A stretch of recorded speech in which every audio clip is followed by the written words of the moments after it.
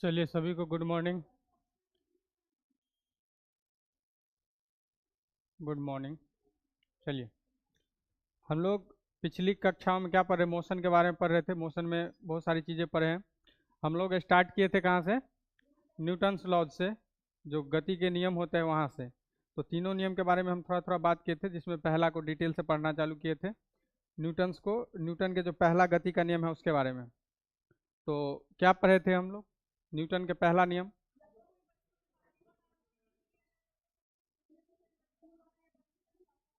नहीं होगा, ठीक है। इसी में इनर्शिया के बारे में पढ़े थे, जड़त्व के बारे में पढ़े थे, क्योंकि जो न्यूटन का पहला नियम है, ठीक है, उसको जड़त्व का नियम भी कहा जाता है। और बताए थे इनर्शिया शब्द जो है सबसे पहले यूज किया था गैलीलियो। कौन किया था? गैलीलियो, ठीक है। चलिए, पहला नियम से जो है बल की क्या पता चलता है? बल के तो बताए थे क्वालिटी। पहला नियम से बल की क्या पता चलता है?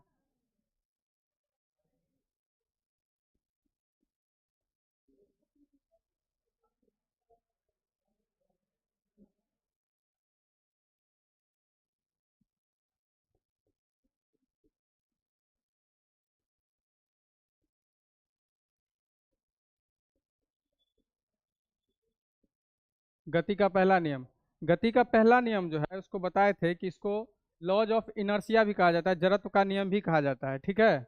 इसको क्या कहा जाता है?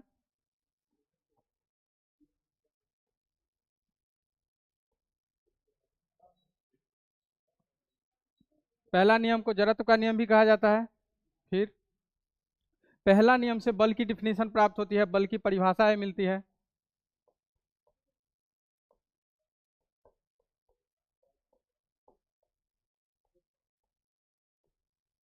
फिर क्या देखे थे कि पहला नियम को जड़त्व का नियम, बल की परिभाषा, ठीक है। उसके बारे में बताते हैं बल की जो गुण है, ठीक है। बल आखिर क्या क्या कर सकता है? जैसे हम बोले, आप अपना गुण बताइए। बोले एक सर, हम पढ़ सकते हैं, लिख सकते हैं, गाड़ी चला लेते हैं, खा लेते हैं, पी लेते हैं, अच्छा से पढ़ लेते हैं। आपका एक गुण है। तो ऐसे ही जो पहला नियम है, गति का पहला नियम, ये बल के गुण के बारे में बताता है, क्वालिटी ऑफ फोर्स। बल की गुण, जैसे बल क्या क्या कर सकता है? किसी का स्थान बदल सकता है, किसी का आकार बदल सकता है, किसी का दिशा बदल सकता है। तो ये क्या है? बल की गुण है। तो पहला नियम, गति का जो पहला नियम है, वो बल की क्वालिटी यानी कि बल के गुण के बारे में बताता है,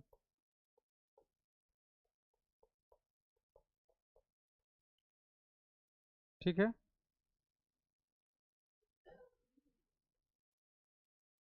बल की गुण के बारे में बताता है। फिर अब बल, आप पहला जो नियम है वो बताए थे कि पहला नियम क्या है कि जब कोई वस्तु जो है, ठीक है, अपनी अवस्था को तब तक बनाए रख सकता है कि जब तक उस पर कोई बाहरी असंतुलित बल कार्य ना करे, ठीक है। ये बताए थे। जड़त्व क्या होता है? इनर्शिया। कोई भी चीज़ जो है अपनी स्थिति को बनाए रखना चाहता है, वो चाहता है कि हमारे स्थिति में कोई भी परिवर्तन ना हो, ठीक है। इसी चीज़ को जड़त्व कहा जाता है। जड़त्व देखे थे तीन टाइप का, एक विराम जड़त्व, एक गति जड़त्व और दूसरा दिशा जड़त्व। तीनों जड़त्व देखे थे और इसका एग्जाम्पल भी देखे थे। अब न्यूटन का फर्स्ट लॉ भी पढ़ लिए थे, इसका अब एग्जाम्पल लिखेंगे हम लोग। न्यूटन फर्स्ट लॉ पढ़ के आप लोग जहाँ छोड़े थे वहाँ से अब इसका एग्जाम्पल लिखेंगे। लिखिए, एग्जाम्पल लिखिए। न्यूटन फर्स्ट लॉ कंप्लीट हो गया था ना, समझ में आ गया था। अब लिखिए इसका एग्जाम्पल, लिखिए कि न्यूटन फर्स्ट लॉ का क्या क्या एग्जाम्पल है, क्या क्या पूछता है। लिखिए, लिखिए। गोली चलाने पर, गोली चलाने पर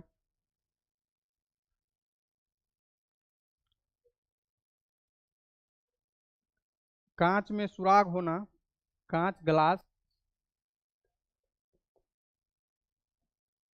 कांच में सुराग या छेद जो भी बोलिए, सुराग होना, जबकि पत्थर मारने पर, जबकि पत्थर मारने पर कांच का चकनाचूर होना,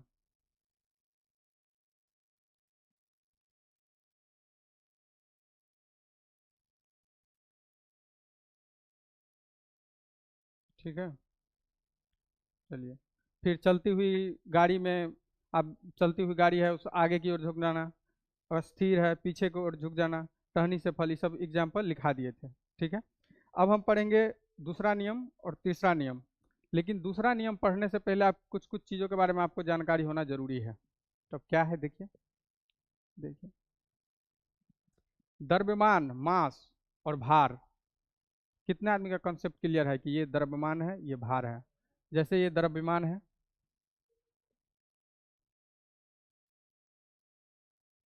द्रव्यमान जिसको इंग्लिश में मास कहा जाता है, दूसरा तरफ है भार।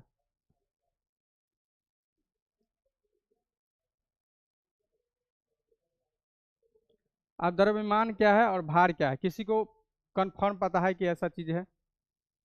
नहीं है? आप सुनिए, आप लोग जो तराजू पे जो आप वजन करवाते हैं, रियल में वो क्या है, मास है कि भार है? भार नहीं है, वो मास है। क्योंकि मास का जो आप देखिएगा यूनिट क्या होता है, केजी होता है। भार का होता है, भार का तो न्यूटन होता है। ठीक है, तो अब मास और द्रव्यमान, इसके द्रव्यमान और भार के अंतर देखिए। जैसे देखिए यहाँ पे,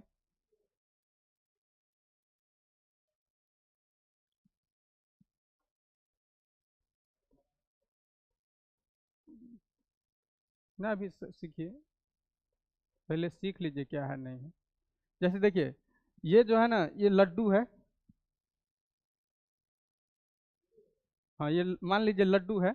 अब ये लड्डू में क्या है ना, 50 बूंदी, जो बूंदी जो है ना होता है, 50 गो दाना है, इसमें कितना है, 50, 50 गो। और इसका वजन जो है, मतलब अभी वजन नहीं, द्रव्यमान मान लीजिए ये 5 ग्राम का है। क्योंकि जब भी ग्राम, केजी ये सब का यूज करेंगे ना, तो समझिए मास के बारे में बता रहा है, द्रव्यमान के बारे में।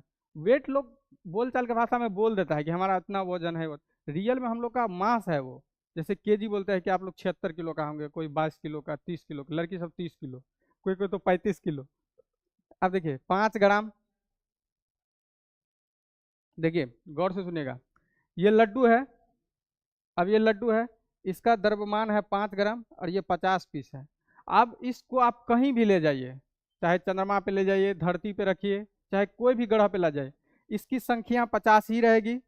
और इसका जो मास है, ये 5 ग्राम का 5 ग्राम रहेगा, कभी चेंज नहीं होगा। समझे? मतलब ये 5 ग्राम 5 ही ग्राम रहेगा। और ये 50 पीस, जो ऐसा नहीं कि वहां पे जाकर 49 पीस हो जाएगा, ऐसा नहीं है। ठीक है, तो द्रव्यमान एक्चुअली क्या होता है, किसी पदार्थ में, किसी वस्तु में उसकी मात्रा को दिखाता है। द्रव्यमान क्या करता है, उसकी मात्रा को दिखाता है। जैसे कि आपके शरीर में कितना 206 हड्डी है, तो ऐसा थोड़ी है कि चंद्रमा पे जाइएगा तो 208 हो जाएगा, 206 ही रहेगा। ठीक है, तो द्रव्यमान क्या होता है एक्चुअली में, आपकी बॉडी या कोई पदार्थ में कितनी मात्रा है उसको बताता है। ठीक है, तो द्रव्यमान में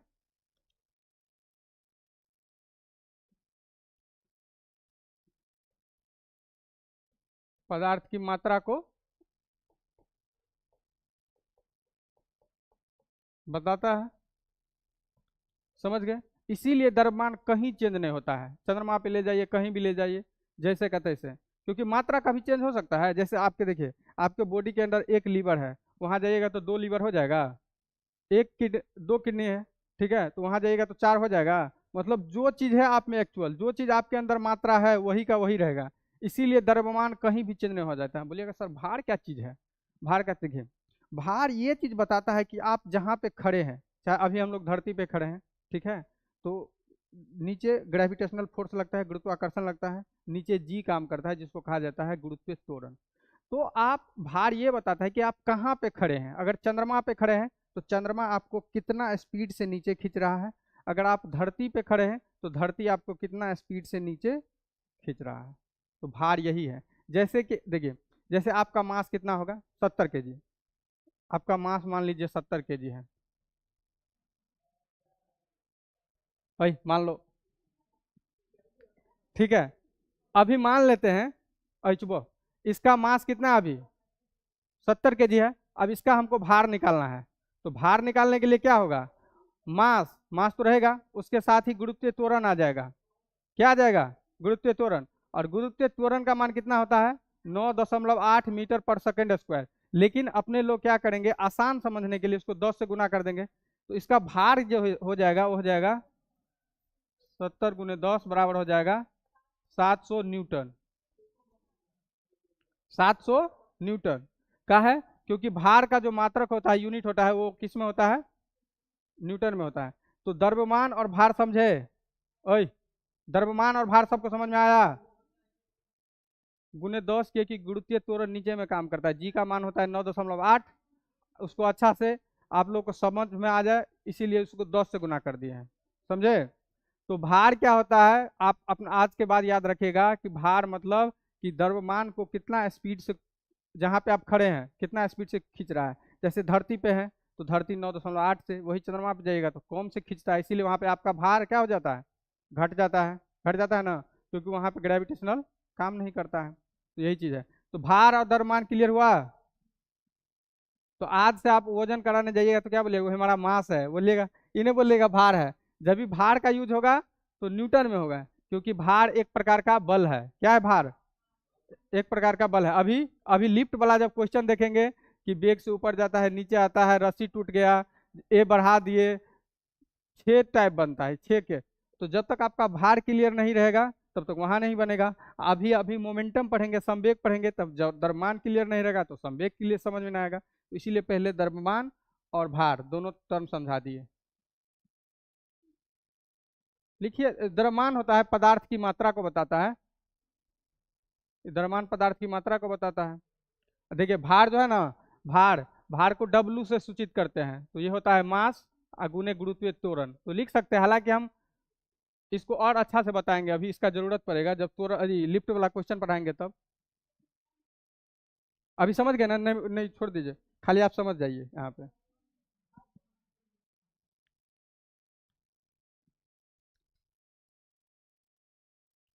आप देखिए, भार में लैंग्वेज को बोल दे। लिखिए,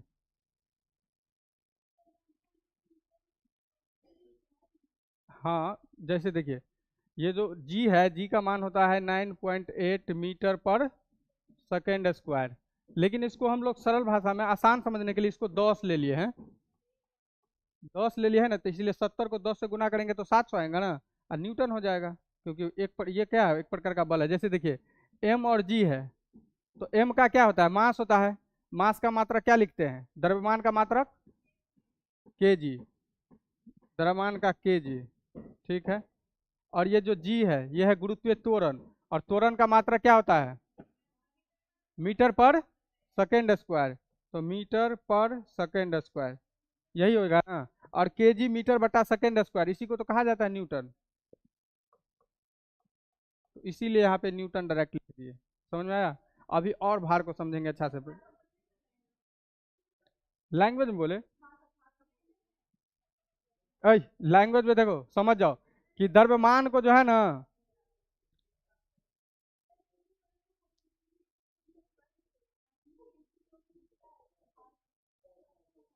ये तो पृथ्वी के लिए हुआ, लेकिन पूछ दे कि चंद्रमा के लिए, तो चंद्रमा कितना है? हाँ, तो जहां भी आपको बोलना है तो द्रव्यमान पदार्थ की मात्रा को बताएगा और भार बताएगा कि पृथ्वी आपको कितना स्पीड से नीचे खींच रहा है। तो लिख लीजिए कि भार, लिखे भार में डिफिनीशन लिखेगा।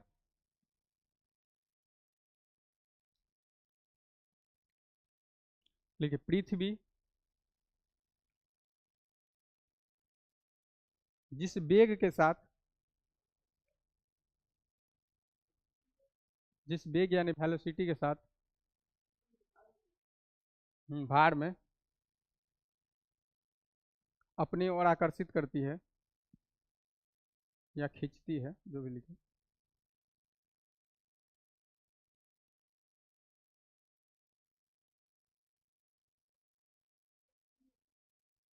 वो भार होता है या भार कहलाता है।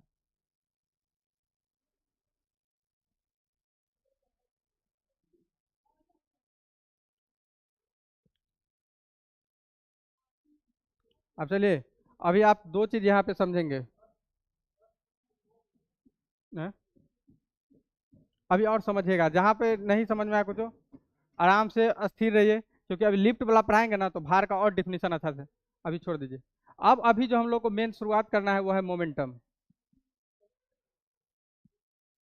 Second laws. तो, तो पहले मोमेंटम जानिएगा तब ना, क्योंकि वहाँ मोमेंटम का यूज होगा। मोमेंटम पढ़ाएंगे, सर मोमेंटम कहाँ बताए, तो पहले मोमेंटम पढ़िएगा तब ना सेकेंड लॉज।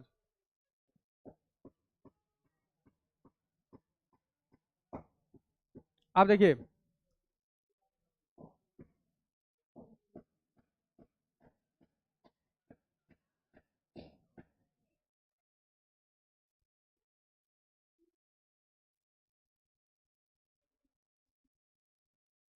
मोमेंटम क्या है, संवेग क्या है? देखिए, मोमेंटम क्या है, संवेग क्या है? जब आप द्रव्यमान का गुना जो है ना वेग से कर दीजिएगा, ठीक है, जब आप द्रव्यमान का गुना जो है वेग के साथ कर दीजिएगा तो आपको मोमेंटम प्राप्त हो जाएगा, संवेग प्राप्त हो जाएगा, ठीक है। देखिए, जब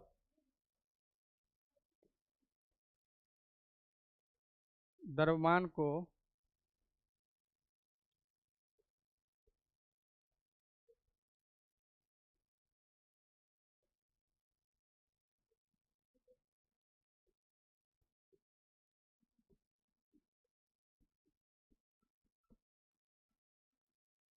तो जब द्रव्यमान को जो है, जिसको मास कहते हैं इंग्लिश में, वेग को लिखते हैं वेलोसिटी, तो मास और जब वेलोसिटी को गुना करते हैं तो मोमेंट। आखिर देखिए, मोमेंटम का यूज होता क्या है, आखिर मोमेंटम का जरूरत पड़ा क्या है, कि मोमेंटम आखिर क्या है? देखिए, तो मोमेंटम जो है, जो संवेग है ना, वो गति की मात्रा को बताता है। किसको बताता है? गति के मात्रा को, यानी कि किस चीज में गति का मात्रा कितना है वो चीज। जैसे देखिए, 10 मीटर पर सेकंड या 10 किलोमीटर पर सेकंड से कोई साइकिल आ रहा है, और 10 किलोमीटर से कोई ट्रेन आ रहा है, तो आपको रोकना आसान किसको होगा? साइकिल को, खड़े रोक दीजिएगा। और ट्रेन को रोकिएगा, पता चला पेपर में आएगा दुर्घटना में गई जान, ऐसे ही हो जाएगा। तो ये मोमेंटम का ही कमाल है, ठीक है। तो मोमेंटम जो होता है, संवेग जो होता है, वो गति के मात्रा को बताता है।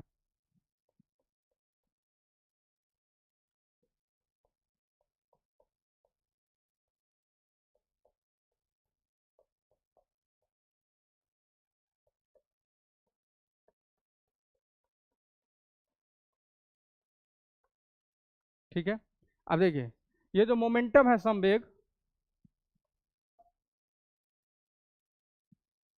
संवेग उसको पी से सूचित किया जाता है। क्या चीज से? पी से। तो पी से, अब क्या चीज बोला है? द्रव्यमान, ठीक है। देखिए, हम 2-3 क्लास पहले बताए थे कि जब दो चीज ऊपर नीचे हो या मल्टीपल के रूप में हो, दोनों में से दोनों में से अगर कोई एक वेक्टर हो जाए, कोई एक वेक्टर हो जाएगा, तो वो चीजें कहलाएगी वेक्टर। देखिए, एम क्या है? स्केलर। द्रव्यमान क्या है? सदिश है। लेकिन यहाँ पे वेलोसिटी क्या है? वेक्टर है। तो देखिए, दोनों में से एक हो गया वेक्टर, तो ये भी क्या हो जाएगा? इसके ऊपर भी,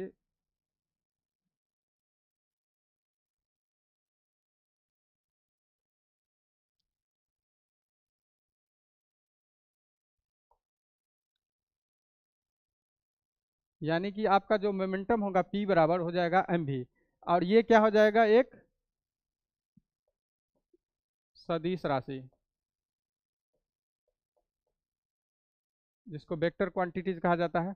अब इसकी मात्रक की बात कर लेंगे, मोमेंटम की मात्रक की, संवेग की मात्रक है, तो एम के लिए, एम का मात्रक जो होता है मास, मास का होता है केजी, तो केजी इंटी। अब वेग का जो होता है मीटर बटा सेकेंड।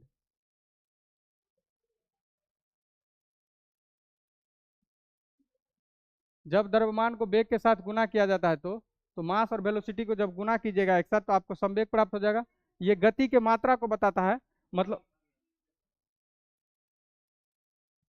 अच्छा, लिख लीजिए, बोल दिए थे, कभी कभी लिखा जाता है। तो ये गति के मात्रा को बताता है, ये सदिश राशि है। अब देखिए, इसकी मात्रक की बात करेंगे जब तो क्या होगा?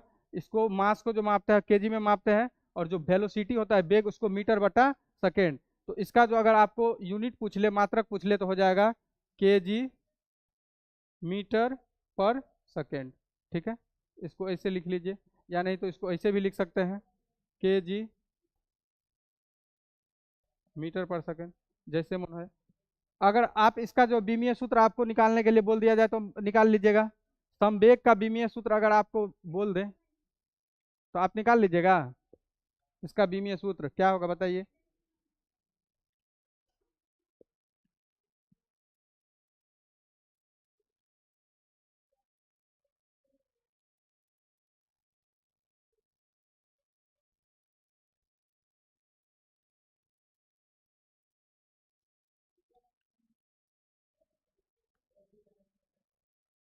हाँ, केजी, केजी जो है किसके लिए उपयोग करते थे? एम के लिए। तो मास लिखेंगे, देखिए यहाँ पे लिखेंगे मास एम। और फिर एम किसके लिए यूज होता था? डिस्टेंस के लिए, लेंथ के लिए, तो एल। यहाँ एस के लिए, एस सेकेंड के लिए तो टी। और जब बीमा लिखना है आपको तो क्या करना है, सबको सरिया के लिख दीजिए। तो एम एल टी। और देखिए कोई ऊपर में है कोई नीचा में है, उसको ऊपर ले जाइए तो -1 कर दीजिएगा, तो एम एल टी के पावर -1। यही हो जाएगा। तो समझे, ये मोमेंटम के बारे में इतना सीन है। मोमेंटम से बहुत चीज क्वेश्चन पूछ लेता है। जैसे देखिए, कोई आपको इतना बड़ा गोला से आपके उस आपको मारे, और कोई इतना बड़ा गोला से मारे, तो आपको एक ही जैसा चोट लगेगा कि अलग अलग चोट लगेगा? का है, तो बड़का गोला का जो है मास ज्यादा है, ठीक है, मास ज्यादा है, और छोटका गोला का मास कम है, ठीक है, तो इसीलिए उसका मोमेंटम ज्यादा होता है। देखिएगा कि यहाँ पे क्रिकेट में भी होता है कि तेज गेंद जो होता है, जैसे तेज गेंद जो होता है उसको हाथ से आप लीजिएगा तो आपका हाथ में चोट लगेगा। लेकिन लेकिन क्या होता है, उसको आप पीछे से थोड़ा उसको मोमेंटम को कम होने दे फिर खींचिए तो आपको कम चोट लगता है। तो ये मोमेंटम का ही कमाल रहता है, ठीक है। चलिए, एक चीज और है।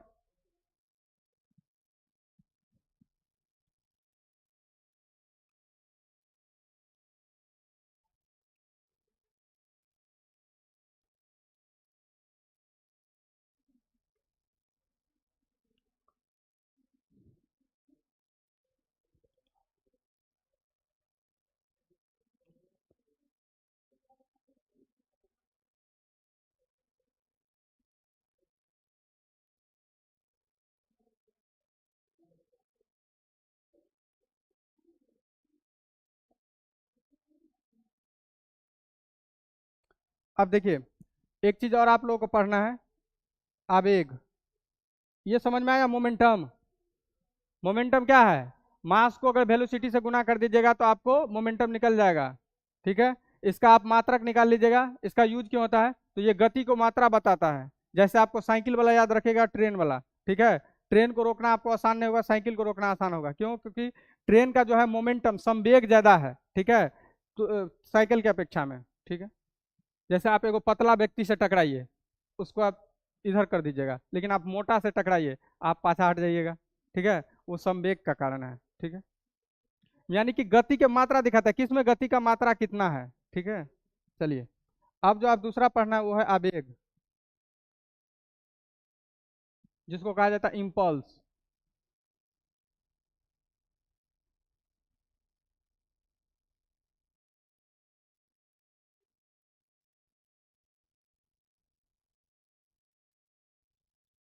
इम्पल्स क्या होता है, देखिए, जैसे आप कोई काम करके आते हैं तो आपको वाह बहुत अच्छा धन्यवाद देता है, ऐसे ऐसे 2-3 बार पीठ थपथपा दिए।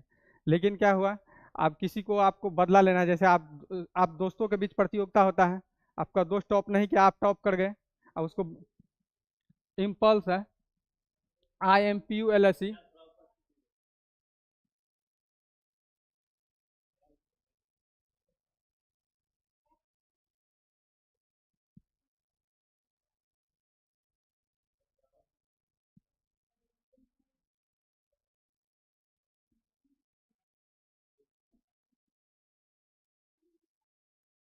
आप देखिए इम्पल्स क्या है, आवेग क्या है।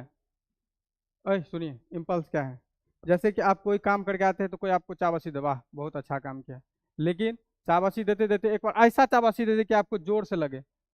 यानी कहने का मतलब, जब कोई बड़ा बल कम समय के लिए लगता है तो उसी को कहा जाता है आवेग।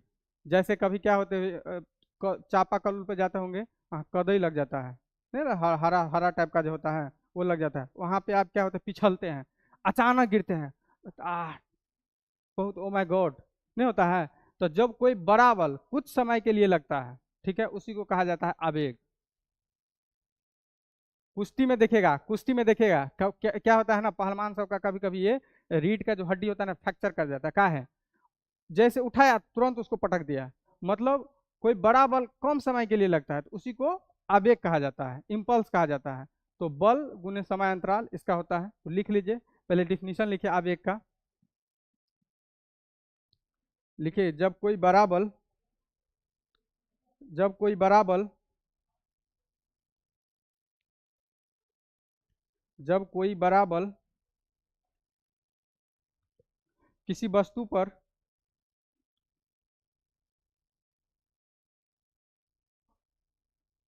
जब कोई बड़ा बल किसी वस्तु पर थोड़े समय अंतराल के लिए कार्य करता है। हाँ, थोड़े समय अंतराल के लिए कार्य करता है।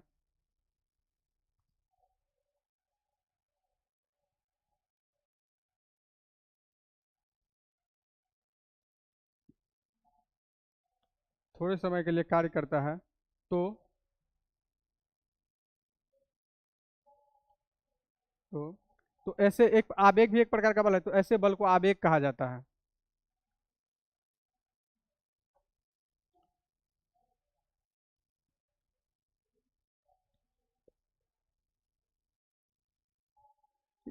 या देखिए, आवेग का कहीं कहीं परिभाषा ऐसा भी लिखा जाता है, संवेग में परिवर्तन को आवेग कहा जाता है। परिवर्तन की दर नहीं बताना है, सिर्फ संवेग में परिवर्तन। संवेग में परिवर्तन को आवेग कहा जाता है। या जब कोई बड़ा बल कम समय अंतराल के लिए कार्य करे, ठीक है, जैसे आप गिरते हैं, याद रखिएगा, ठीक है, जैसे कोई आपको तुरंत थापड़ मार दे, तुरंत थापड़ मार दे, आपको लगे ओ माय गॉड, तो जब कोई बड़ा बल कम समय के लिए कार्य करे तो आवेग। तो इसका होता है, अब देखिए, आवेग को होता है इसमें बल गुने समय अंतराल।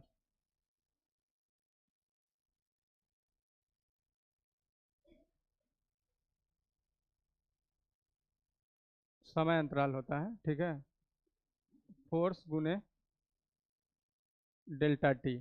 अब फोर्स का जो है मात्रा क्या होता है, न्यूटन। न्यूटन, अब देखिए फोर्स का होता है न्यूटन, तो न्यूटन लिख लीजिए। और टाइम को किस चीज से मापते हैं, सेकेंड से।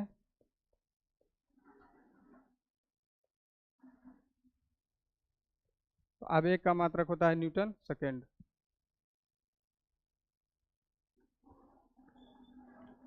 इसका मात्रक है बल गुने समय अंतराल, मात्रक इसका।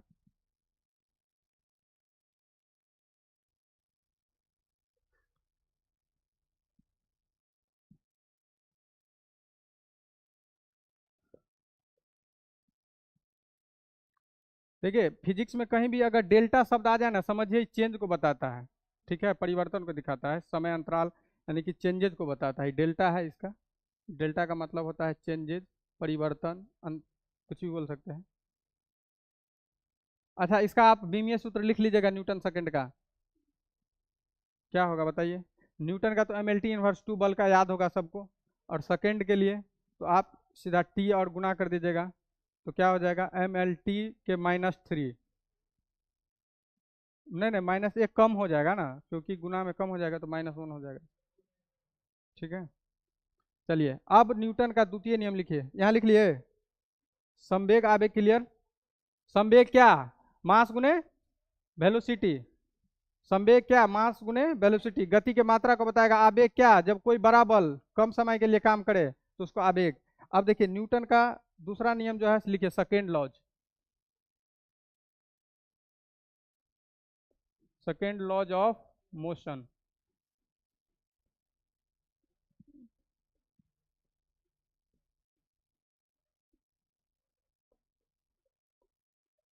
गति का दूसरा नियम। गति के दूसरा नियम को क्या कहा जाता है, रियल नियम। ये क्या है, इसी को कहा जाता है रियल नियम। रियल लॉज इसी को कहा जाता है, मतलब वास्तविक जो नियम है, ठीक है। या इसको यूनिवर्सल लॉ भी कहा जाता है। पूछ लेता है कि गति के किस नियम को यूनिवर्सल नियम कहा जाता है।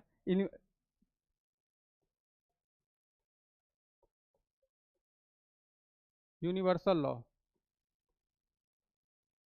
और जो गति का दूसरा नियम था उससे क्या चीज पता चलता था, जो बल की मात्रा होता था उसके बारे में पता चलता था, क्वांटिटी ऑफ फोर्स।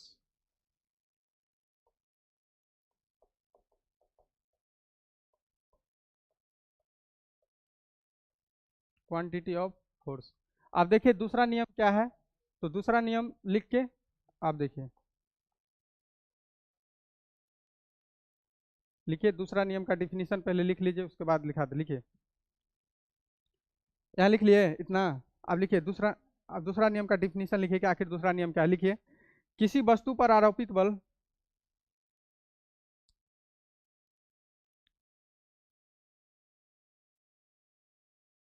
किसी वस्तु पर आरोपित बल उस वस्तु के संवेग में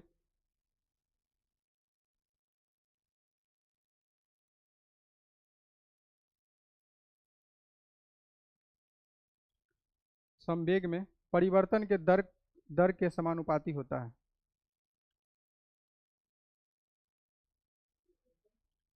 ठीक है, एक बार और सुन लीजिए, किसी वस्तु पर आरोपित बल उस वस्तु के संवेग में परिवर्तन के दर के समानुपाती होता है। तो क्या बताए कि किसी वस्तु पे आरोपित बल यानी कि एफ। अब देखिए, जो संवेग है उसको क्या चीज से सूचित करते थे? एमवी से। एमवी से संवेग यही ना होता, मास गुने वेलोसिटी।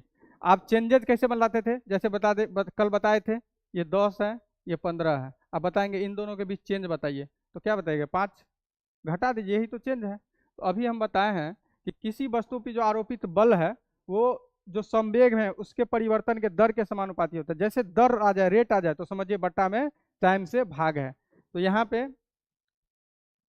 एम भी माइनस एम यू बट्टा टी, यानी कि यही जो है आपका द्वितीय नियम है। अब इसको अच्छा से लिखिए, टी को थोड़ा, फिर आप लोग बोलिएगा टी अच्छा नहीं है।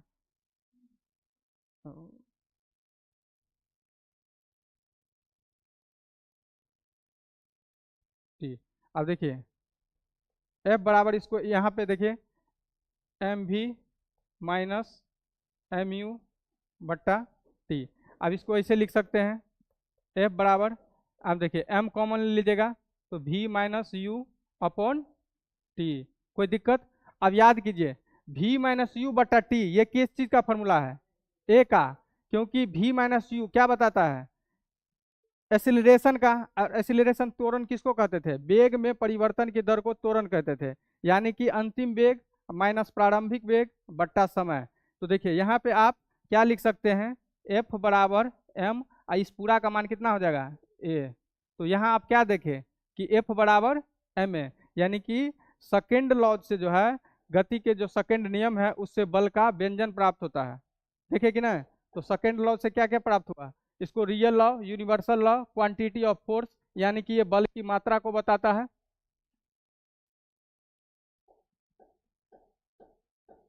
बल की मात्रा को बताता है।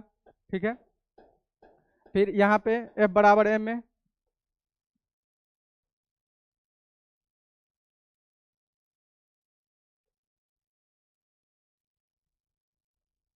बल का सूत्र जो है, बल का फॉर्मूला, फोर्स का फॉर्मूला जो है यहीं से प्राप्त हुआ।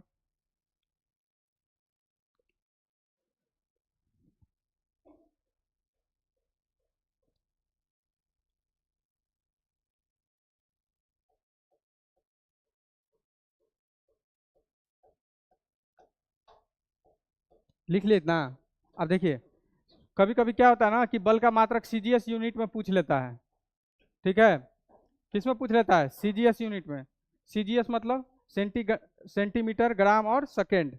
लेकिन ये जो है हम लोग एसआई यूनिट में पढ़ रहे हैं, न्यूटन वगैरह, जब जो केजी मीटर पर सेकेंड पढ़ते हैं, कुछ भी स्क्वायर जो भी, तो ये एमकेएस या एसआई यूनिट में पढ़ते हैं। अब इसी का हमको अगर पूछ दे कि बल का, जैसे देखिए एफ बराबर कितना है? M a. अब बल का मात्रा क्या होता है? न्यूटन। अब यहाँ देखिए, एम के जी, एक्सीलरेशन मीटर बट्टा सेकेंड स्क्वायर। अब देखिए इस न्यूटन को ऐसे ही रहने दे, इसको सीजीएस में अगर चेंज कीजिएगा, अगर केजी मीटर बट्टा सेकेंड स्क्वायर को अगर आप सीजीएस में चेंज कीजिएगा, तो केजी को आपको किस में चेंज करना पड़ेगा? ग्राम में चेंज करना पड़ेगा। और मीटर को किस में? सेंटीमीटर में। और सेकेंड का तो सेकेंड ऐसे ही रहने देंगे। तो इससे जो आप निकालिएगा तो आपको निकल जाएगा कि 1 न्यूटन बराबर 10 के पावर 5 डाइन।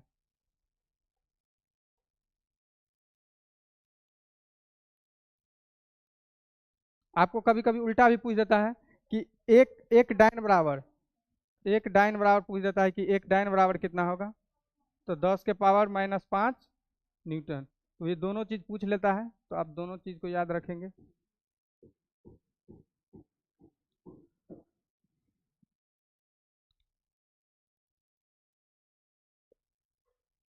आप इसका एग्जाम्पल लिखिए, जल्दी जल्दी लिखिए।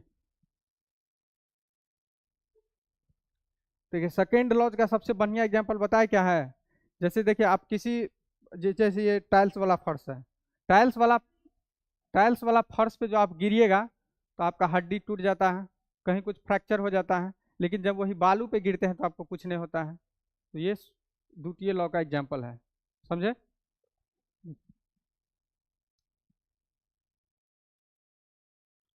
स्पीड को आप लोग ज़्यादा कर लीजिए लिखने में।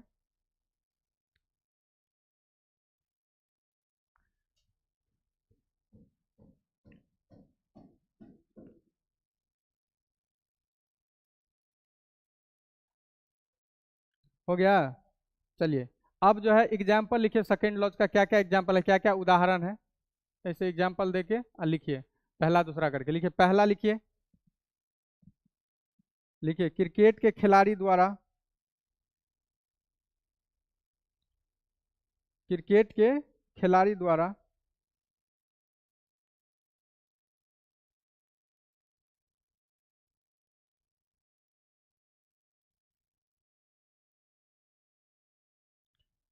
गेंद को पकड़ते समय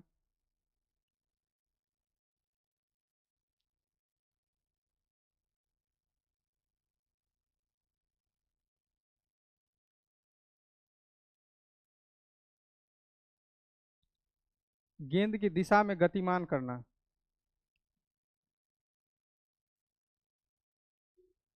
दिशा में गतिमान करना यानी कि जिस दिशा में गेंद आ रहा है उसी दिशा में आप गेंद को खींच लीजिए, ठीक है। गतिमान करना। दूसरा लिखिएगा कि फर्श सीमेंट के फर्श पर गिरने से अधिक चोट लगना, जबकि, लिखिए सीमेंट के फर्श पर गिरने से अधिक चोट लगना, जबकि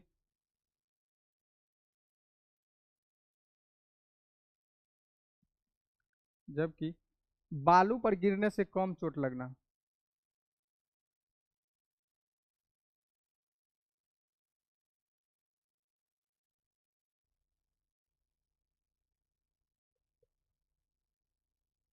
लिखिए। तीसरा एग्जांपल लिखिए।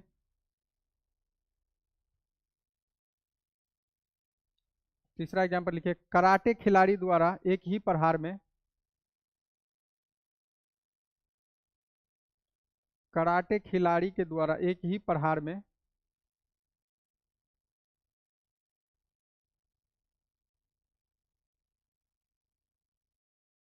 एक ही प्रहार में ईंट की पट्टियों को तोड़ देना। जैसे चार पांच को ईंट रखेगा, एक ही बार में तोड़ देता है ना, न्यूटन का सेकंड लॉ, तोड़ देना। अब लास्ट एग्जांपल लिखिएगा, गाड़ी में जो है, वाहनों में लिखिए, वाहनों में सॉकर, सॉकर, वाहनों वाहनों जो होता है, सॉकर नहीं होता है, सॉकर जो लगा रहता है, वाहनों में सॉकर का प्रयोग करना।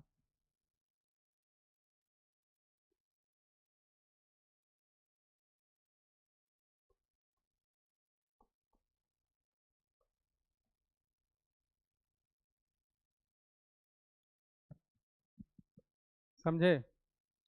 चलिए, एमडी रिजवान लिख रहे हैं, good morning sir, class number chapter name या सीरीज में नहीं फोल्डर बना होने से प्रॉब्लम होता है। अच्छा, प्ले लिस्ट के बारे में बोल रहे हैं। प्ले लिस्ट बना दिया जाएगा।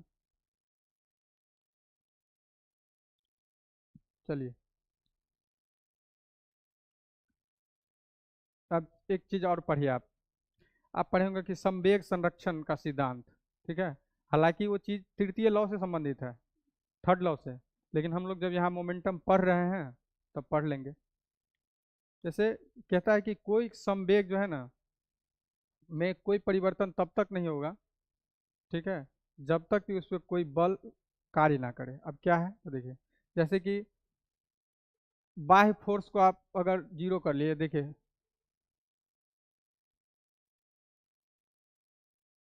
Delta P upon delta T. अभी द्वितीय लॉ से आप ये देखे थे कि संवेग में परिवर्तन, संवेग को लिखते थे पी से, तो एफ बराबर delta P upon delta T लिख सकते हैं, कोई दिक्कत नहीं है। अब यहाँ पे अगर बल को जीरो कर दें, क्या कर दें, बल को जीरो कर दें, तब क्या होगा कि ये डेल्टा पी जो है का मान क्या हो जाएगा, जीरो हो जाएगा, याद रखिए। अब थोड़ा इसको डिटेल में हम लोग देखते हैं। चलिए चलिए, अब जो है भार लिखते हैं, भार, वेट।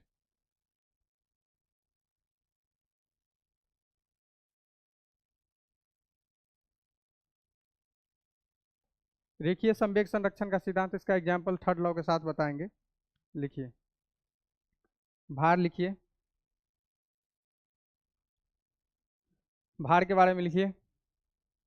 यह एक प्रकार का बल है, भार के बारे में लिखिए, यह एक प्रकार का बल है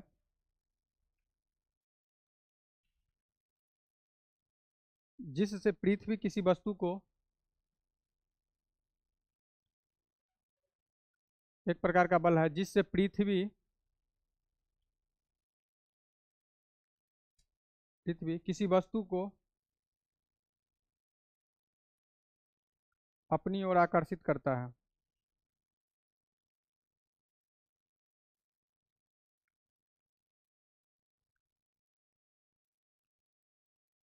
ठीक है, जैसे m द्रव्यमान की कोई वस्तु पृथ्वी पर रखी है, m द्रव्यमान की वस्तु पृथ्वी पे रखी है, तो उसका जो वेट होगा, उसका जो भार होगा, वो होगा W बराबर mg। क्या होगा, W बराबर mg। ठीक है, अब बताइए भार सदिश की अदिश, mg इतने होगा, वो कैनेटिक एनर्जी और वो स्थितिज ऊर्जा में होता है, ऐसा अभी नहीं। तो भार जो होगा वो क्या होगा, m और g। अब भार सदिश है कि अदिश, तो आपका जो बल होता है वो बल हमेशा निश्चित नीचे कार्य करता है, यानी कि इसमें दिशा छुपा हुआ है, तो बल भी एक क्या है, सदिश है। ठीक है, इसका मात्रक जो होता है न्यूटन होता है।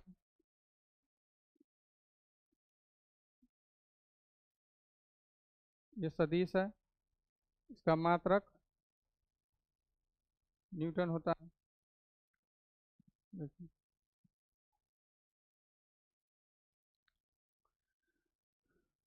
अब नोट दे के लिखेगा इसे, नोट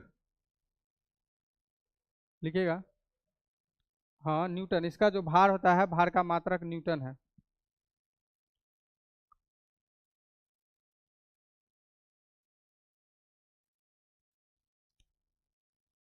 नोट लिखिए कि पूरे ब्रह्मांड में वस्तु का द्रव्यमान,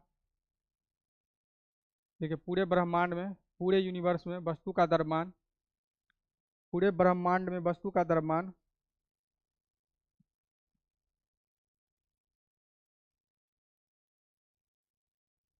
कभी नहीं और कहीं नहीं बदलता है, कभी नहीं और कहीं नहीं, नहीं बदलता है। पूरे ब्रह्मांड में वस्तु का द्रव्यमान कभी नहीं और कहीं नहीं बदलता है,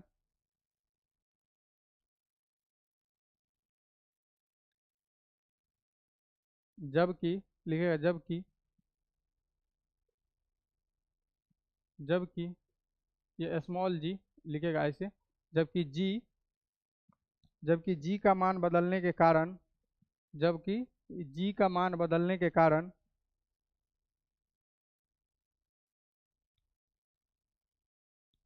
जी का मान बदलने के कारण अलग अलग स्थानों पर भार का मान अलग अलग होता है, अलग अलग स्थानों पर भार का मान अलग अलग होता है।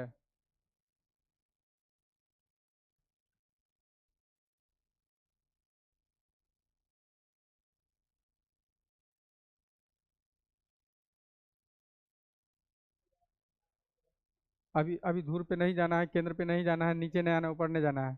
ग्रेविटेशन में इसको पढ़ेंगे, जी का मान कहाँ बढ़ेगा, कहाँ घटेगा, कहाँ मैक्सिमम होगा, कहाँ मिनिमम हो जाए। अभी इतना जाना है। तो आपको द्रव्यमान समझ में आ जाएगा। द्रव्यमान कहीं क्यों नहीं बदलता है? क्योंकि वो पदार्थ में मात्रा होती है और मात्राएं कभी नहीं बदलती है। भार बदलता है, क्यों बदलता है? क्योंकि जी का मान जो है ना बदलते रहता है। ठीक है, जी का मान जहाँ जाइएगा, चंद्रमा पे जाइएगा तो अलग काम करता है, धरती पे आइएगा तो अलग काम करता है, अंटार्कटिक पे जाइएगा तो अलग काम करता है, विषुवत रेखा पे जाइएगा तो अलग काम करता है। तो ये जी का कॉन्सेप्ट अलग है, पहले सिर्फ अभी जानना है कि जो ये जी है ये बदलते रहता है, इसीलिए भार बदलते रहता है। अब यहाँ से लिफ्ट वाला क्वेश्चन आ जाता है भार से। ठीक है,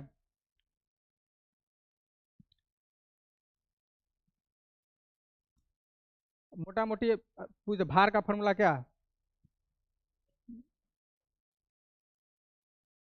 कोई दिक्कत? इसका मात्रक न्यूटन। वेक्टर की स्केलर? वेक्टर। अब देखिए लिफ्ट में जो है ना इसके लिए चेंज हो जाता है, अब यही रहता है, लेकिन लिफ्ट में पूछ लेता है कि किसी व्यक्ति का भार कैसे निकालेंगे। देखिए इसके लिए फॉर्मूला है, लिफ्ट में लिखेगा ऐसे कि लिफ्ट में किसी व्यक्ति का भार,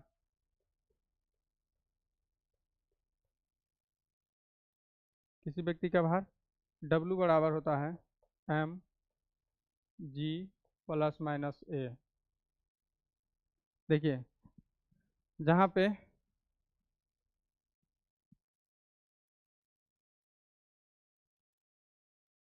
ए जो होता है ए, ये होता है लिफ्ट का त्वरण।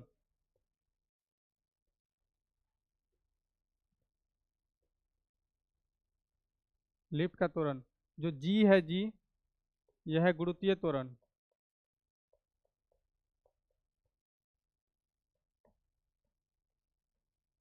एम जो है वस्तु का द्रव्यमान है।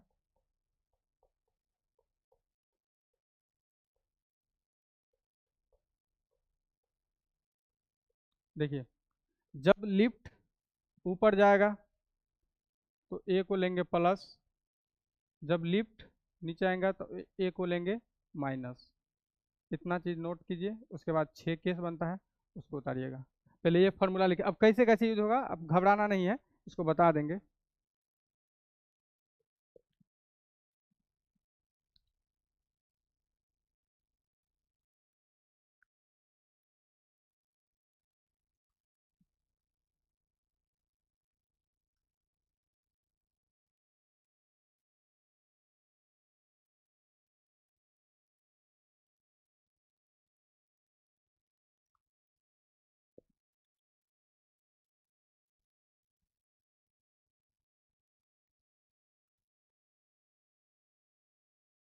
ये फॉर्मूला होता है लिफ्ट में किसी व्यक्ति का भार ज्ञात करने का। ठीक है, अब देखिए केस नंबर पहला उतार लिए। अब देखिए केस नंबर पहला, केस फर्स्ट। केस फर्स्ट कह दिया कि समान वेग से अगर लिफ्ट ऊपर जा रहा हो, क्या बोल दिया? समान वेग से।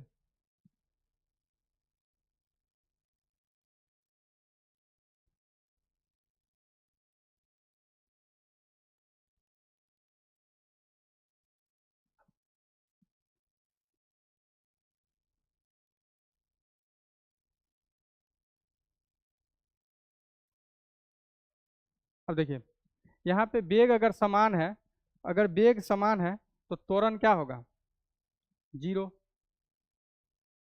भाई त्वरण का मतलब क्या होता है? वेग में परिवर्तन। जब वेग में परिवर्तन ही नहीं हो रहा है तो त्वरण का मान क्या होगा? जीरो। तो जब समान वेग से लिफ्ट ऊपर जा रहा है तब देखिए ए बराबर यहाँ पे क्या लेंगे? ए बराबर जीरो लेंगे, एक्सीलरेशन जीरो। अभी फार्मूला क्या बताए थे कि लिफ्ट में किसी व्यक्ति का अगर आपको भार ज्ञात करना है तो उसका फार्मूला है W बराबर एम, एम इंटू जी प्लस माइनस ए। ठीक है, यहाँ पे अभी प्लस का यूज करेंगे। देखिए तो W बराबर हो जाएगा, M तो ऐसे ही रहेगा, G भी ऐसे ही रहेगा, लेकिन यहाँ पे त्वरण का मान क्या हो जाएगा? जी हो जाएगा, जीरो हो जाएगा। क्योंकि जब वेग में कोई परिवर्तन ही नहीं हो रहा है तो त्वरण जीरो होगा। त्वरण का क्या मतलब होता है? चेंज इन वेलोसिटी, वेग में परिवर्तन। अब ये बराबर W बराबर सीधा हो जाएगा mg, यानी कि भार में कोई परिवर्तन नहीं हो रहा है। तो यहाँ पे भार में क्या हो रहा है, भार में कोई परिवर्तन नहीं हो रहा है, कोई परिवर्तन नहीं।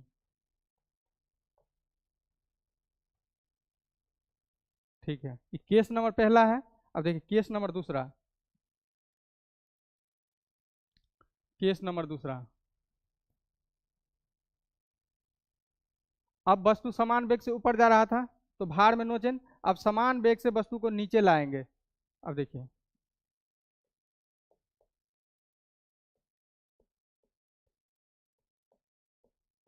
समान वेग से लिफ्ट नीचे जा रही है,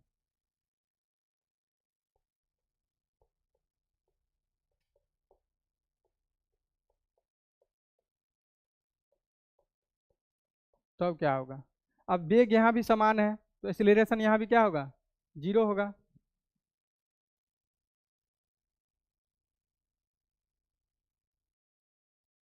अब फिर वही लगा देना है कि W बराबर m g plus minus a, यही होता है।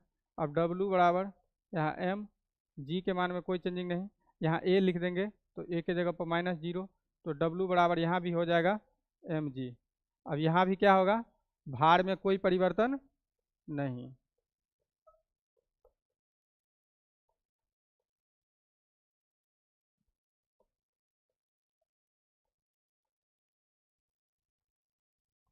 तो क्वेश्चन पूछ दे कि जब लिफ्ट समान वेग से ऊपर या नीचे जाए तो उसके भार में कोई परिवर्तन नहीं होता है।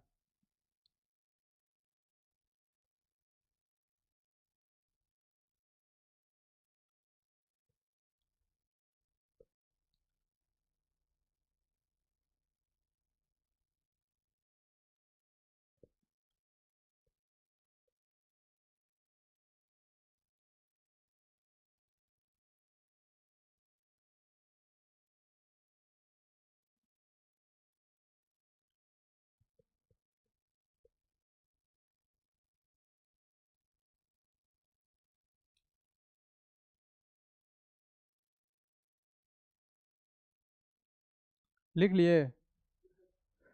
तो समान वेग से त्वरण ऊपर, लिफ्ट ऊपर जाएगा या नीचे आएगा तो उसके भार में कोई भी फर्क नहीं पड़ेगा, कोई भी डिफरेंट नहीं आएगा। ठीक है।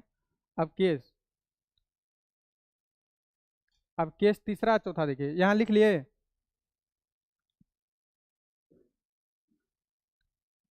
अब देखिए केस तीसरा,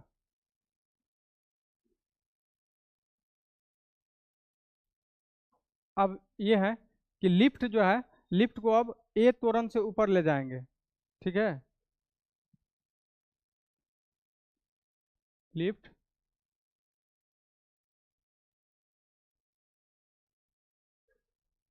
ए त्वरण से ऊपर जाने पर, अभी बताए थे कि लिफ्ट अगर ऊपर जा रहा होगा, लिफ्ट अगर ऊपर जा रहा होगा तो ए बोले थे प्लस लेने के लिए, और लिफ्ट अगर नीचे जा रहा है तो ए का मान बोले थे माइनस लेने के लिए। चलिए, केस है कि लिफ्ट ए त्वरण से ऊपर जाने पर, आप देखिए फॉर्मूला क्या है, W बराबर m प्लस माइनस ए, यही है। अब देखिए W m जी ए सही रहेगा प्लस। अब क्या है, त्वरण पे यहाँ पे क्या है, ए है, यानी कि पहले तो mg था, उसके साथ त्वरण ऐड हो गया, यानी कि वस्तु का भार बढ़ जाएगा। यहाँ पे वस्तु का भार क्या हो जाएगा, बढ़ जाएगा। भार क्या हो जाएगा, बढ़ जाएगा। इसे कह देते हैं।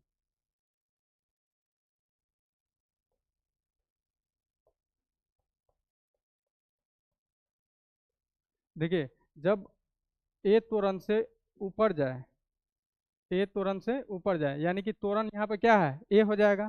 त्वरण पहले यहाँ पे तो वेग समान था जब, तो वहाँ पे त्वरण जीरो होता था, लेकिन यहाँ पे त्वरण का मान है, त्वरण ए दिया है, तो जब ऐड हो जाए, देखिए जब यहाँ पे गुरुत्वीय त्वरण के साथ एक और त्वरण ऐड हो जाए तो भार तो बढ़ेगा ही। ठीक है, तो यहाँ पे जब लिफ्ट ए त्वरण से ऊपर जाने पर लिफ्ट में जो है आपका भार बढ़ जाएगा। ठीक है, चलिए एक और केस है।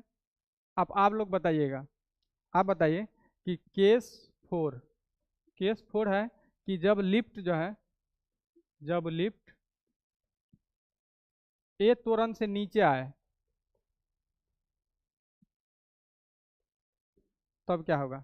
कुछ नहीं करना है, वही करना है कि डब्लू बराबर एम जी प्लस माइनस ए। अब कुछ नहीं, अब यहाँ पे एम जी, अब माइनस क्या करेंगे, यहाँ यहाँ पे देखिए नीचे आ रहा है ना, तो त्वरण नीचे आ रहा है तो ए के जगह पर माइनस ए लेंगे, देखिए माइनस लेंगे। जब ये माइनस हो जाएगा गुरुत्वीय त्वरण में से, तो ये यहाँ पे भार क्या होगा, घटेगा। 6 केस याद ही कर लेना है। जब समान वेग से ऊपर नीचे जाए भार में कोई परिवर्तन नहीं, ए त्वरण से ऊपर जाएगा तो भार बढ़ेगा, जब ए त्वरण से नीचे आ जाएगा तो भार घटेगा। लिखिए, अब दो केस और है।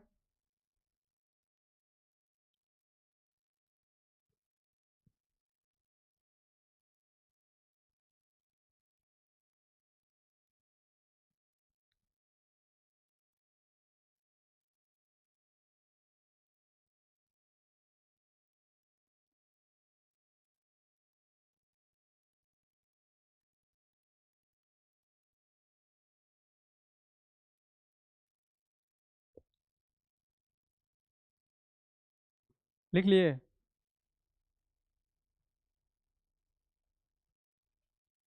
अब देखिए, अब जो पांचवा केस है, ये है कि लिफ्ट में जा रहे हैं, लिफ्ट ऊपर से जा रही है और बीच में लिफ्ट का रस्सी टूट जाए तब क्या होगा। पांचवा केस, केस नंबर पांचवा, जब लिफ्ट का रस्सी बीच में टूट जाए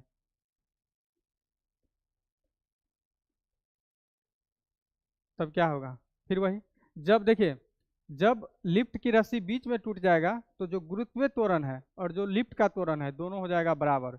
क्या हो जाएगा, जी बराबर यहाँ हो जाएगा ए बराबर जी, या जी ए बराबर जी के बराबर, यानी कि जो गुरुत्वीय त्वरण के बराबर लिफ्ट के त्वरण का मान आ जाएगा। आप फिर फॉर्मूला वही लगाएंगे, डब्लू बराबर एम जी प्लस माइनस ए। अब देखिए यहाँ पे एम, अब जी को रहने देंगे, यहाँ पे देखिए माइनस। अब देखिए, अब अब लिफ्ट का रस्सी टूटेगा तो लिफ्ट नीचे आ जाएगी ऊपर आ जाएगा, नीचे ना आएगा। और जब ये नीचे आएगा तो त्वरण का मान माइनस लेना है, लेना है ना। तो जी, आप देखिए ए जी के बराबर है, तो ए के बदला में यहाँ लेंगे जी, तो जी। और जब ये हो जाएगा जीरो, यहाँ पे क्या हो जाएगा, भार जीरो, तो यहाँ पे भारहीनता का अनुभव होगा। क्या होगा, भारहीनता का अनुभव।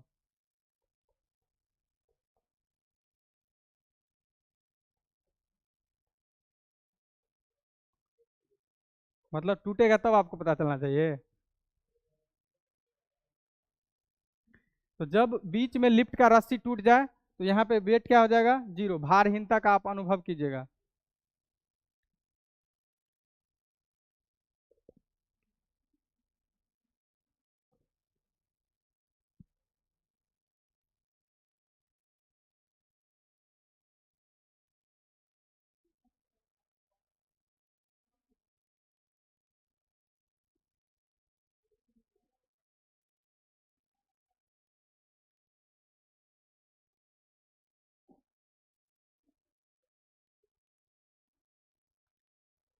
लिख लिए।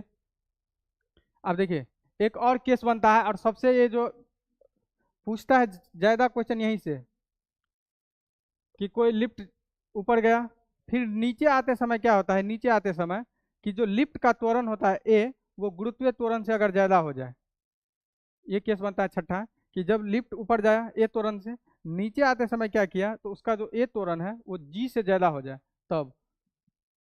लिखिए केस नंबर छठा, केस छठा। केस छठा क्या है कि जब लिफ्ट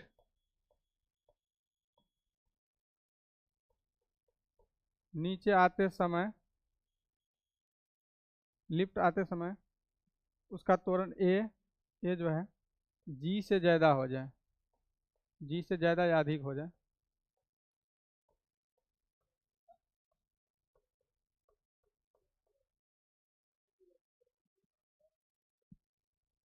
ए जो है जी से ज़्यादा हो जाए, यानी कि यहाँ पे ए जो है ग्रेटर देन जी होगा।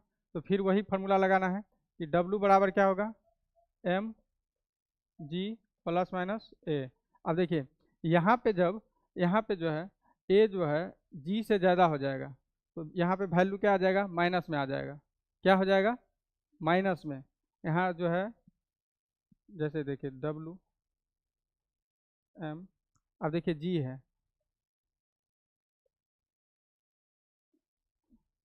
तो इसका जो है वैल्यू आ जाएगा माइनस में। तो इस स्थिति में क्या होगा,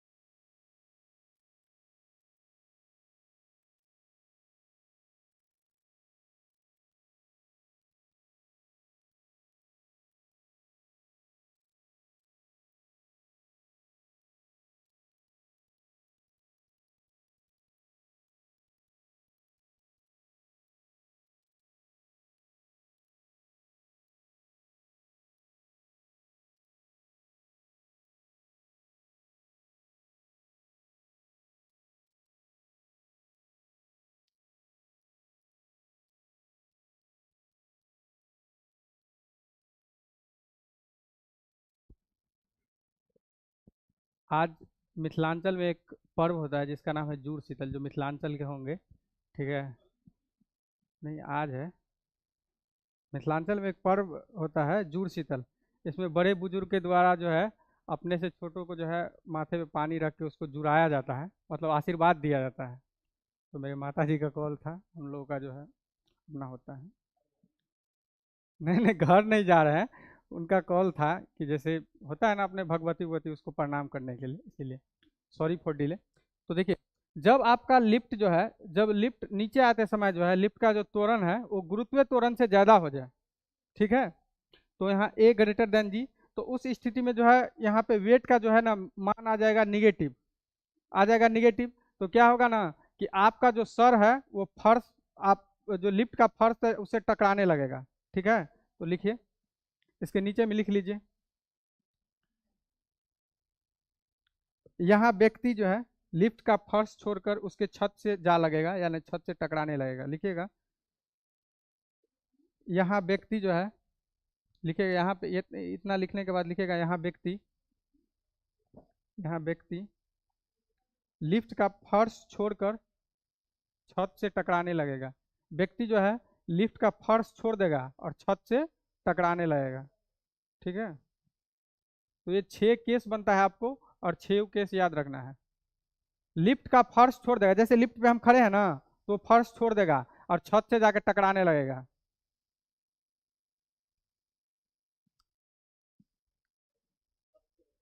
हाँ, छत से टकराने लगेगा।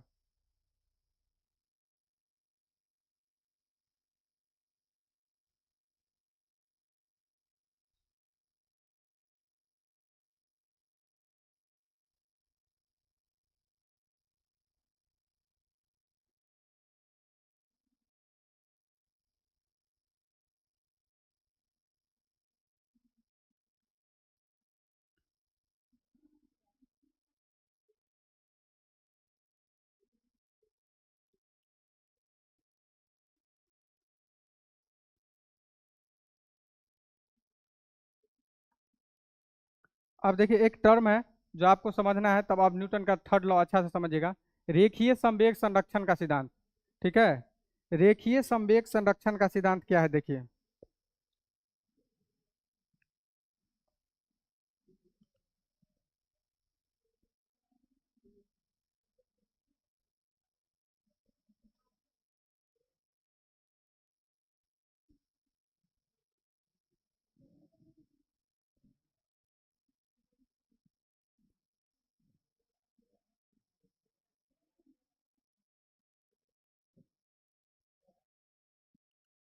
लिखिए, इसका पहले लिख ले, डिफिनीशन लिख लीजिए, उसके बाद समझा देते हैं। लिखिएगा, लिखेगा कि यदि किसी निकाय, जिसको सिस्टम बोला जाता है, यदि किसी यदि किसी निकाय पर कोई, यदि किसी निकाय या सिस्टम, निकाय को सिस्टम कहा जाता है,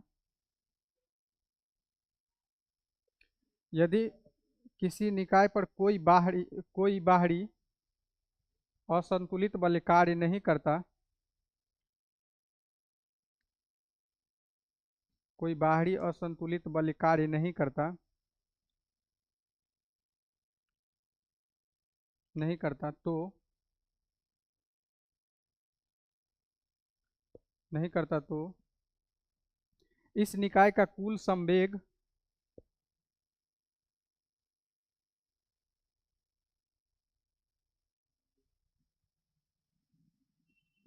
कुल संवेग संरक्षित रहता है।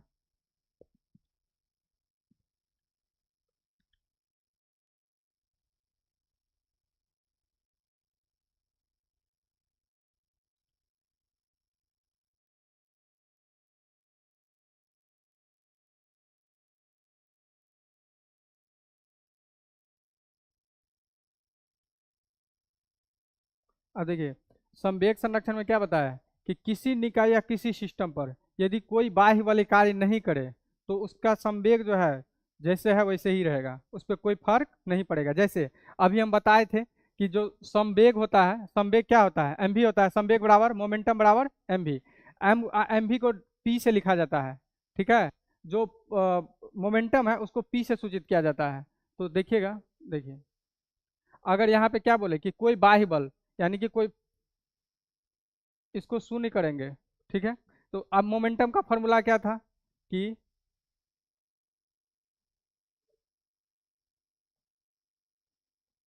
यही था।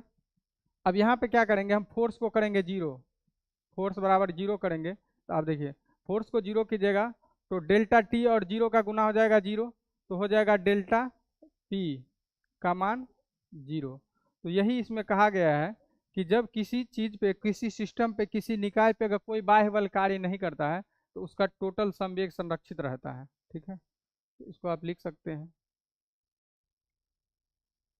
आप इसको गुना कीजिएगा तो ये जीरो हो जाएगा ना, और जब ये जीरो होगा तो ये क्या हो जाएगा, कुल संवेग इसका जीरो हो जाएगा। देखिए, पहले आप, कोई भी चीज फिजिक्स में अगर संरक्षण लगाया गया है, ठीक है, कि उसका संरक्षण का सिद्धांत, ये संरक्षण का सिद्धांत समझिए। उसका कहने का मतलब होता है कि यहाँ पे संवेग संरक्षण यहाँ दिखा है कि रेखीय संवेग जो है उसका संरक्षण, इसका यह है सीधा सा, कोई कोई बाहरी निकाय है, ठीक है, उस पर कोई बाहरी असंतुलित बल अगर कार्य ना करे, ठीक है, अगर नहीं कर रहा है, ठीक है, तो उसका संवेग जो है जो का त्यों रहेगा, उस पर कोई फर्क नहीं पड़ेगा।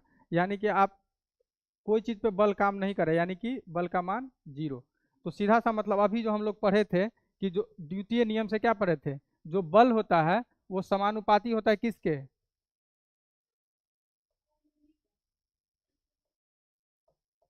मोमेंटम में जो परिवर्तन होता है उसके दर को। ये अभी द्वितीय लॉ में पढ़े हैं। ओए, सेकेंड लॉ में क्या पढ़े हैं कि संवेग में परिवर्तन के दर जो है बल के समानुपाती होता है। अभी पढ़े हैं ना, पढ़े हैं। तो अब यहाँ पे हम ये लिख सकते हैं ना, कोई दिक्कत। अब यहाँ पे हम क्या बोल रहे हैं कि कोई सिस्टम है, चाहे हम ही हैं, हम पे कोई बल अगर कार्य नहीं कर रहा है तो हम पे यहाँ पे बल का मान क्या होगा, जीरो। तो यहाँ पे अगर आप बल जीरो लीजिएगा तो क्या होगा, आप जीरो लीजिएगा तो डेल्टा पी बट्टा डेल्टा टी। अब डेल्टा टी को जीरो से गुना कीजिएगा तो जीरो। तो देखिए, यहाँ डेल्टा पी का मान क्या आ गया, जीरो। तो यहाँ पे संवेग में भी कोई चेंज हुआ नहीं ना हुआ। तो अगर बाहरी बल को जीरो करेंगे आप तो यहाँ पे संवेग आपका संरक्षित रहेगा। यही आपको भाषा में लिखाए हैं कि किसी वस्तु पर लगने वाला बाह्य बल उस वस्तु के संवेग में परिवर्तन के दर के समानुपाती होता है। अब यहीं पर जब हम यहाँ पे बल को अगर जीरो करेंगे तो डेल्टा पी का मान जो हो जाएगा जीरो हो जाएगा।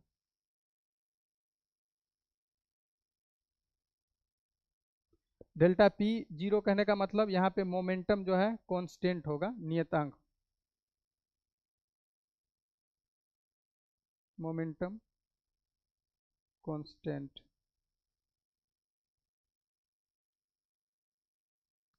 देखिए कभी कभी पूछ लेता है कि संवेग संरक्षण के लिए क्या चीजें जरूरी है, कि संवेग कब संरक्षित रह सकता है। तो संवेग संरक्षण के लिए बाह्य बल का मान जीरो होना चाहिए। ठीक है, तो इंपोर्टेंट देके ऐसे एक पॉइंट लिखिएगा कि संवेग संरक्षण के लिए किसी वस्तु का जो बाह्य बल है शून्य होना चाहिए। यहाँ पे शून्य किए ना, जब यहाँ देखिए यहाँ का मान जब शून्य किए तो ये जो मोमेंटम है, जो संवेग है, इसका भी मान शून्य हो जाएगा, कांस्टेंट हो जाएगा। संवेग संरक्षण के लिए किसी वस्तु का बाह्य बल शून्य होना चाहिए, शून्य होना चाहिए।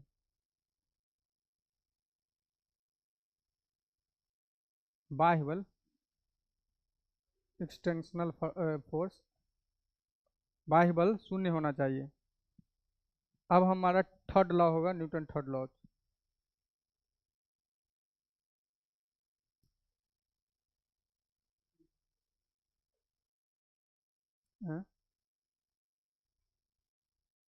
मोमेंटम क्या है, मास गुने वेलोसिटी।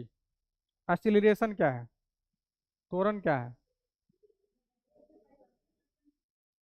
ठीक, एक बात बताइए आप लोग कि किसी की चाल अगर नियत है, कोई नियत चाल से अगर जा रहा है तो उसमें वेग होगा कि नहीं होगा।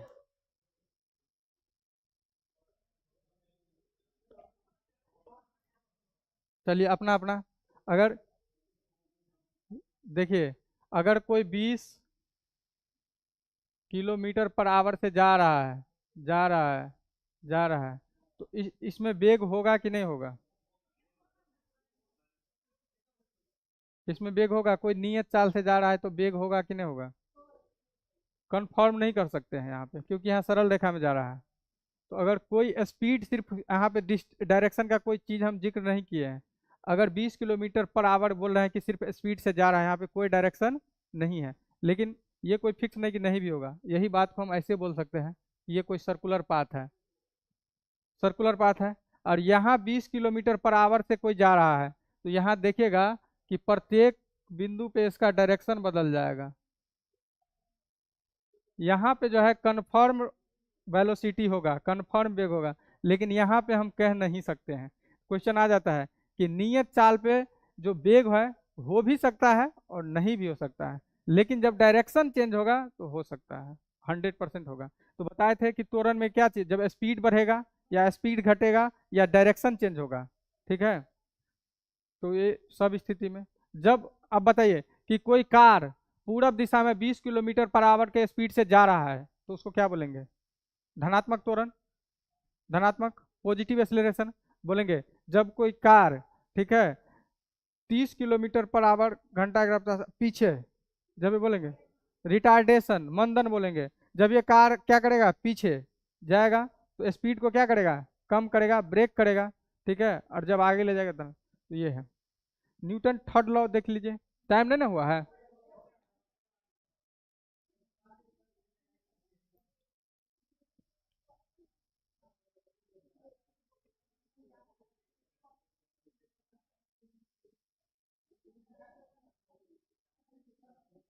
अच्छा देखिए, न्यूटन,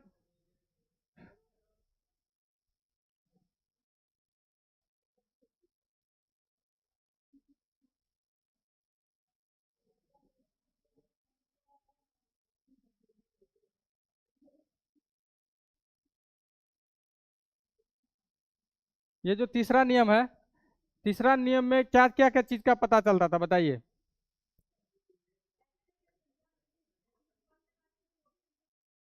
ये तो है, लेकिन हम बताए थे ना आपको, तीन चीज बताए थे कि पहला नियम से पहला नियम से बल की क्वालिटी, क्वालिटी, हाँ वही क्वालिटी। दूसरा नियम से क्वांटिटी, कि कितना मात्रा में बल लगाएंगे। ठीक है, तो वो मोमेंटम वाला बात है। जैसे ट्रेन को रोकना, साइकिल को रोकना, तो ये बल की मात्रा दिखाता है कि नहीं। एक यहाँ बल, बड़ा बल की मात्रा काम कर रहा है, यहाँ पे एक छोटा बल का मात्रा काम कर रहा है। तीसरा जो बताए थे न्यूटन के थर्ड लॉ में, वो बताए थे कि बल यहाँ पे जब भी रहेगा तो युग में होगा, पेयर में होगा। यहाँ पे बल कैसा होगा, युग में होगा, पेयर में होगा, फोर्स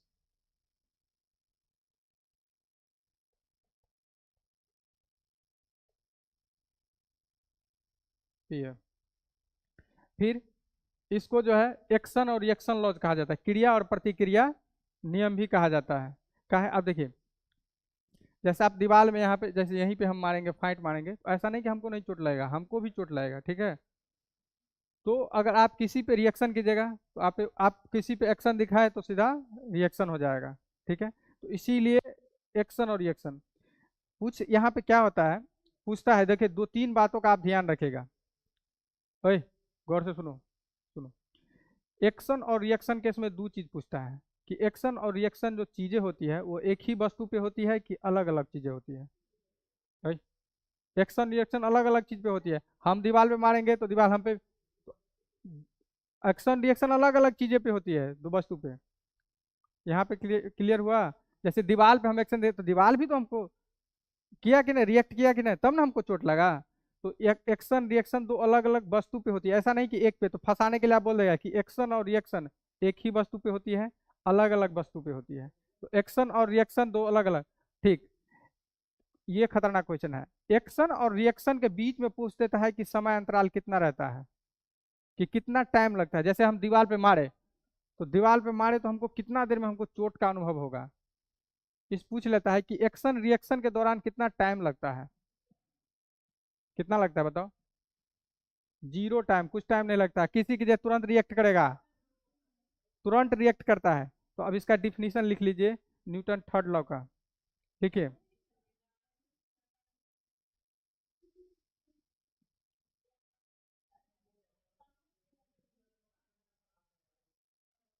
हाँ,